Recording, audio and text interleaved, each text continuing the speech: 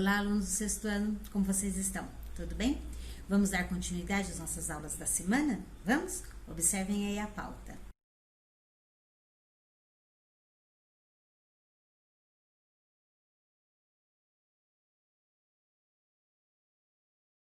Pronto? Então, vocês viram que vamos iniciar com a correção do texto dramático, né, que vocês fizeram, certo? Vamos para a correção dele, então? Observem aí a tela. Então, vocês tinham aqui o texto Pluft ou Fantasminha. Então, vocês podem observar, falando um pouquinho aqui sobre a estrutura do texto, eu não vou ler o texto para vocês, é óbvio, né, pela extensão desse texto. Vocês viram que ele é muito extenso. Então, eu vou falar alguns detalhes antes de começarmos a fazer a interpretação dele, tá? Então, primeiro de tudo, o meu texto dramático, o meu texto teatral, eu preciso do meu título. Tá aqui, ó, Pluft ou Fantasminha. Vocês observaram que tem o título. Depois, logo abaixo, tem o cenário. Então, existe uma breve explicação sobre como as coisas estarão acontecendo, como a história irá se desenvolver. Porque aqui está cenário, um sótão, à direita uma janela dando para fora de onde se avista o céu. No meio, encostado à parede do fundo, um baú, uma cadeira de balanço, cabides onde se vêem, pendurados velhas roupas e chapéus, coisas de marinha, cordas, redes, o retrato velado do Capitão Bonança, à esquerda a entrada do sótão. Depois, ao abrir o pano, a senhora fantasma faz tricô, balançando-se na cadeira. Então, aqui tem toda uma explicação de como é o cenário, de como as coisas vão iniciar ali, certo? Então, título e daí vem aquela breve explicação de o que a pessoa estará vendo. Porque esse texto, é importante nós sabermos que é escrito para quê? Para quem irá ensiná-lo, né? Para as pessoas saberem como é que elas estarão fazendo ali toda a participação. Então, aí que nós temos, precisamos saber do título e já mostrou lá como é o primeiro ambiente. Daí vocês podem observar que logo abaixo nós temos assim, ato único, né? Depois do ato único, vocês observam que tem as falas, só que não tem um travessão para as falas, porque isso é uma característica desse tipo de texto, certo? No lugar do travessão, nós temos o quê? O nome dos personagens, isso. Então, sempre que vocês forem trabalhar com esse texto, com o texto dramático, o texto teatral, vocês não têm o travessão, tá? Vocês têm o nome do personagem que vai atuar com aquela fala. Então, o nome e daí vem a fala do personagem. Vocês podem observar também que na terceira linha, a segunda fala do Pluft está primeiro ali entre parênteses, sempre com a boneca de pano. Depois, mamãe, gente existe? O que isso quer dizer? Isso aqui são as rubricas. O que é rubrica? Para que o ator, ele saiba como é que ele precisa estar na cena. Então, a rubrica, ela aparece sempre mostrando a forma que a pessoa está, o que ela deve estar carregando, o que ela não deve estar carregando, o que ela deve estar vestindo. Aqui ficou bem claro que o Pluft, ele precisava estar com a boneca de pano na mão. Então, tá bem claro, sempre com a boneca de pano. Então, antes da fala dele. Então, isso é rubrica. Tudo bem? Então, as primeiras características deu para vocês entenderem. O título, que é importantíssimo. Logo após o título, vem lá uma apresentação do cenário, né? De como inicia lá toda a peça. Depois disso, precisamos observar que nas falas nós não temos o travessão, e sim o nome do personagem que estará atuando com aquela fala. E nós temos as rubricas que vão aparecer entre parênteses. Essas rubricas seriam assim dicas, né, para os atores de como eles devem se comportar, o que eles devem segurar, o que eles devem estar vestindo, ok? Daí vocês tinham lá toda a história imensa, né? Então lá, com todos os seus personagens, olha só quantas páginas de história vocês tinham. Tadinha, ela chorando, que dó, né? Olha, imensa. Depois disso, finalizamos. De quem que é esse texto? Maria Clara Machado. O que nós podemos saber da Maria Clara Machado? Que ela nasceu em 1921 e morreu em 2001. Nasceu em Belo Horizonte, Minas Gerais. Escritora, dramaturga, certo? Atriz e fundadora do Teatro Tablado, uma importante escola de formação de atores. Conquistou seu primeiro grande sucesso com a peça O Boi e o Burro, a caminho de Berlim, em 1953. Um auto de Natal que recebeu elogios da crítica. Em 1954, apresentou outra peça de sucesso, O Rapto das Cebolinhas, que recebeu o prêmio de melhor autor no concurso anual de peças infantis da Prefeitura do Distrito Federal. Em 1955, apresentou a peça Pluft, o Fantasminha, que recebeu os prêmios de melhor autor e melhor espetáculo da Associação Paulista de Críticos de Teatro. Interessante, né? Agora, no Interagindo com o Texto, ele fala um pouquinho sobre isso que eu acabei de explicar para vocês. Então, olha só lá. Mãe, abrindo o baú, indicação das ações. Depois, Pluft, de mão dada com Maribel, indicação dos gestos. Lembra da rubrica que eu falei para vocês? Que vai mostrando como que os atores, eles precisam permanecer lá. Aqui tá falando o nome do personagem, né? Então, eu tenho o nome do personagem e para colocar a fala dele, tá ok? Aí tem essa explicação que eu acabei de dar. Aí tinha a primeira pergunta. Como as rubricas são marcadas no texto que você leu? Então, vocês puderam observar que quando estávamos lendo o texto, até chamei a atenção de vocês, que a rubrica, elas estavam entre parênteses, não? Então, elas aqui, porque junto com as falas isoladas, então tinha a rubrica, junto com as falas, e alguns parágrafos tinha só a rubrica, certo? Então, a resposta seria, elas aparecem entre parênteses, junto às falas dos personagens, ou em parágrafos isolados dos diálogos. Geralmente vem em itálico, certo? Essa é a rubrica, porque em itálico precisa chamar a atenção, né? O ator, ele precisa verificar aquele ponto. O nome dos personagens aparece em destaque à esquerda, em que essa nomeação dos personagens facilita para se alcançar os objetivos do texto teatral. Então, nós temos essa identificação, por quê? Porque ela contribui para o reconhecimento facilitado da fala do personagem. Porque se o nome dele está logo aqui, então ele sabe que a fala dele vem logo em seguida. Então, para observar assim, automaticamente facilita para ele na sua leitura na apresentação. E a resposta seria, essa identificação contribui para o reconhecimento facilitado da fala e do personagem. Pluft pergunta à mãe se gente existe e afirma ter muito medo de gente. Que fato provocou essa indagação e fez Pluft ficar com tanto medo? Bom, o fato de Plufter ter visto 3 marinheiros perto do mar. Foi isso que fez, né, que ele ficasse com tanto medo e perguntasse para a mãe. Quais eram as intenções do marinheiro Perna de Pau? Ele tinha as intenções dele bem claras. Quais eram as intenções? Que eram encontrar o tesouro do Capitão Bonança, casar-se com a garota Maribel, comprar outro navio e navegar, navegar e navegar. Na quinta pergunta, nós temos: Pluft sente medo quando encontra Maribel pela primeira vez. Conte com detalhes como foi esse encontro e sobre o que os dois conversaram.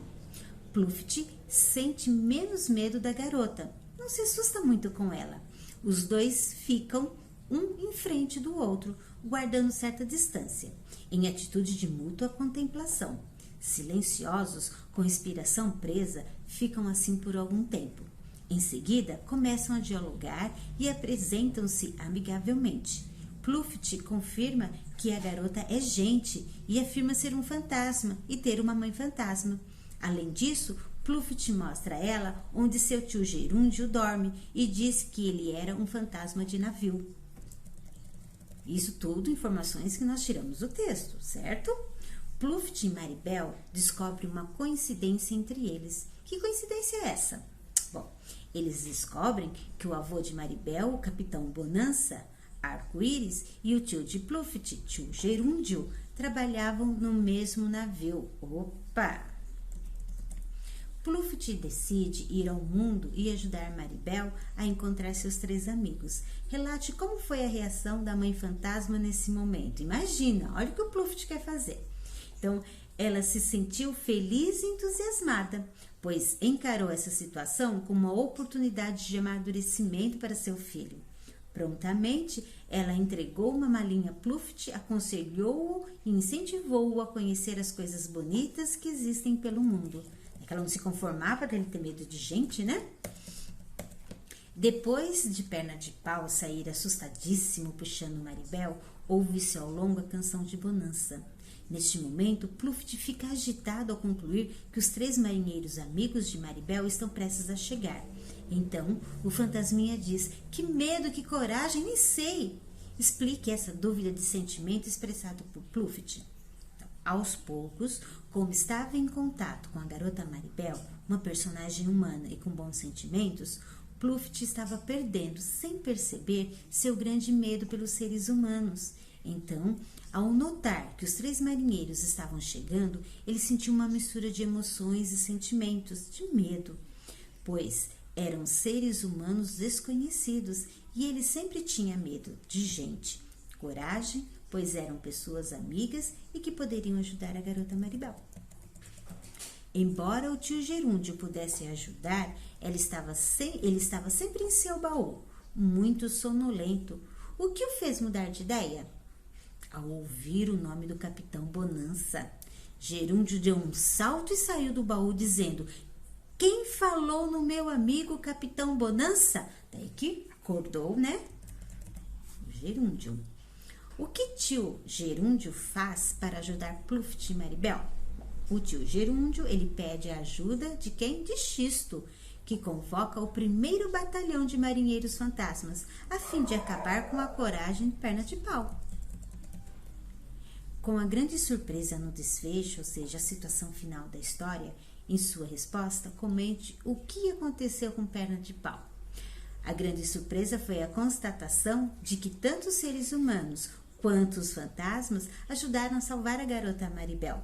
Os personagens mostraram esse reconhecimento por meio de vivas e aclamações aos fantasmas e aos humanos. Gente, devido ao esforço de todos, perna de pau, empurrado pelos fantasmas, recuou até a janela e desapareceu. Aí, foi muito bonita a história, não é? Agora vamos sair um pouquinho do nosso texto teatral, nosso texto dramático e vamos trabalhar o Trabalhando a Língua. O que nós vamos ver no Trabalhando a Língua? Pronome interrogativo e interjeição. Ah, é difícil? É difícil. Por quê? Pronome interrogativo. Ah, eu conheço essa palavra. Interjeição? Opa, trabalhamos a interjeição, não é mesmo? Então, olha só o que nós temos aqui. Releia algumas falas que aparecem no texto. Perna de pau.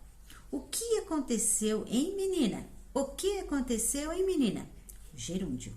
Quem falou no meu amigo Capitão Bonança? Bom, agora a gente vai observar.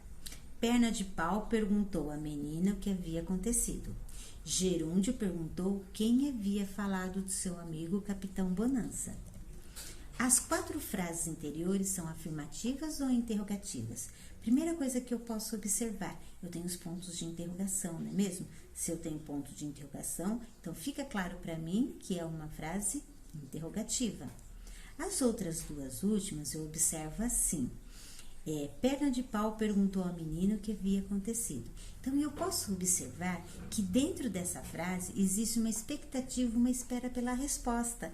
Embora não tenha o ponto de interrogação, é aquela frase interrogativa indireta. Então, também existe uma pergunta aí, mesmo sem o ponto de interrogação. Então, quer dizer que eu tenho as 4 frases como perguntas. Por quê? Eu tenho tanto interrogativa direta como eu tenho interrogativa indireta. E depois, ele pergunta o que há em comum em todas as frases. Então, eu observo. O que aconteceu? Quem falou? Daí vem lá a terceira. O que havia acontecido? Quem havia falado? Então, o que eu posso entender? O que tem de comum? Que todas essas frases, elas apresentam o quê? As palavras que e as palavras quem, certo? Daí a próxima pergunta é: qual é a principal diferença entre as frases do primeiro e do segundo grupo? Bom, a do primeiro lá, o que vocês observaram? Nós temos o ponto de interrogação. É a primeira coisa que vocês observaram, termina com ponto de interrogação. E as outras 2, nós temos o quê? O ponto final.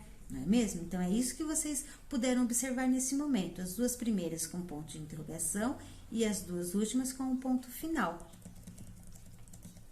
E aí nós temos assim, olha só. Nos exemplos, as palavras o que e quem foram usadas para fazer perguntas. São, portanto, pronomes interrogativos, certo? Se elas foram usadas para fazerem perguntas, são chamados de pronomes interrogativos. Os pronomes interrogativos, eles servem para quê? Para se referir à pessoa ou coisa desconhecida em perguntas diretas ou indiretas, certo? Perguntas diretas ou indiretas, como eu expliquei para vocês. Esses pronomes são empregados para formular perguntas. Por exemplo, a pergunta direta é aquela tradicional com ponto de interrogação que eu falei para vocês. A pergunta indireta é aquela que não apresenta o ponto de interrogação, e sim o ponto final, mas eu já subentendo, né, dentro da minha oração que existe uma espera de uma resposta. Então, essa é indireta, isso nós já havíamos visto. Daí, veja no quadro a seguir quais os pronomes interrogativos. Então, eu tenho pronomes interrogativos variáveis e tenho pronomes interrogativos invariáveis. Quais eu tenho? Qual e quais? Invariáveis, que? Variáveis, quanto, quanta, quantos e quantas. Invariáveis, quem? Pergunta importante que a gente tem que fazer. Qual é a diferença de variável e invariável? A variável é aquela que vai mudar de acordo com o seu gênero, masculino e feminino, com número singular e plural. A invariável é aquela que não muda diante do gênero e nem do número. Ela sempre continua a mesma, certo? Daí vocês vão ter algumas atividades aqui para fazer, né? Que eu não vou... Vocês vão fazer para me entregar. E agora nós temos conceituando a interjeição.